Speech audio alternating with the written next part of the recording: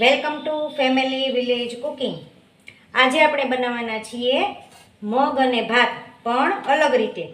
મગ અને ભાત આપણે સાથે બનાવવાના છીએ, અલગ અલગ રીતે નહીં.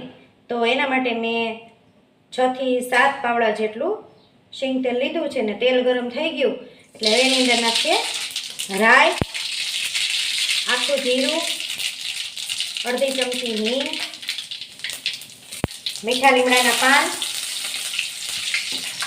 અને મેં 2 સુરતી મરચી લીધી છે અને 1 દેશી મરચું લીધું છે. 1 ટમેટું છે અને 1 મોટી ડુંગળી છે.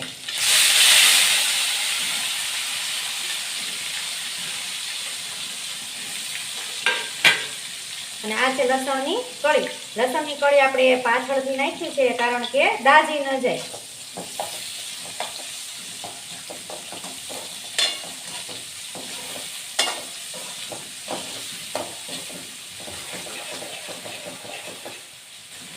આને સરસ રીતે ચડવા દેવાનું છે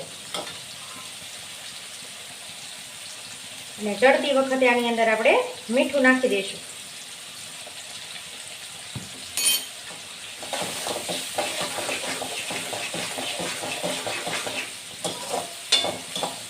આપણે આની અંદર લાલ મરચું નાખવાના નથી, એટલા માટે મેં 2 સુરતી મરચી અને 1 દેશી મરચું, એટલે એ પણ તીખું હોય એટલે મરચાથી જ આપણે તીખાશ કરવાની છે.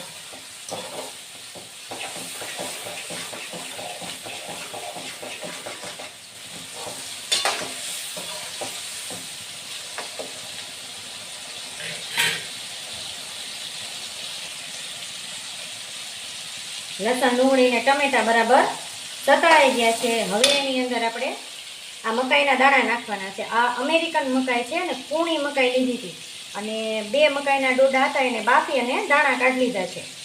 તો આપણે આ મકાઈના દાણા પણ એની અંદર હવે નાખી દઈશું.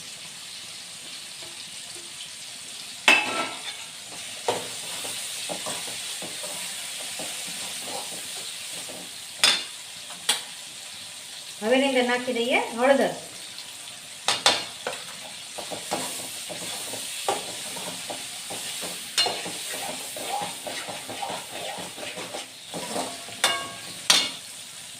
અને અડધું ફાડું લીંબુ. લીંબુના રસથી સરસ ખટાશ આવે છે.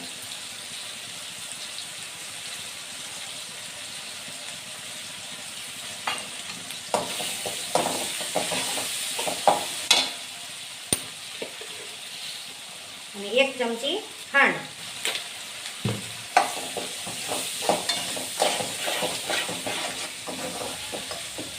હવે આપણો મસાલો થઈ ગયો છે. હવે આપણે આની અંદર બાફેલા મગ નાખી દઈએ. તો આ ફણગાવેલા મગ છે અને એને મેં બાફી લીધા છે.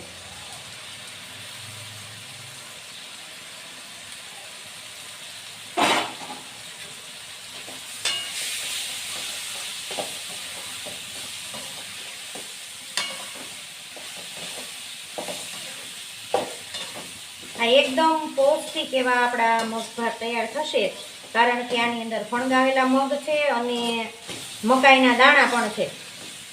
અત્યારે ચોમાસામાં સરસ મકાઈ આવે છે તો મકાઈના દાણા છે એ મગભાતની અંદર બહુ સરસ લાગે છે.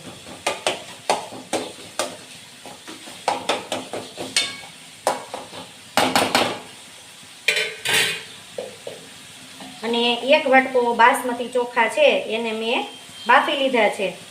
તો આપણે આ ચોખા પણ આની અંદર નાખી દઈએ.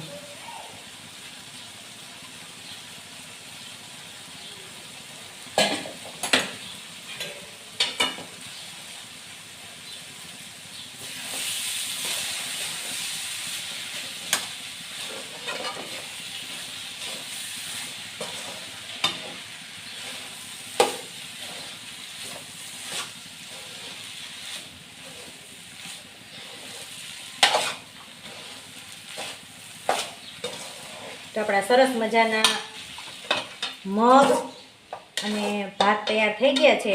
ચોમાસાની અંદર ટિફિનમાં નાસ્તામાં લઈ જવા માટે એકદમ બેસ્ટ રેસીપી છે.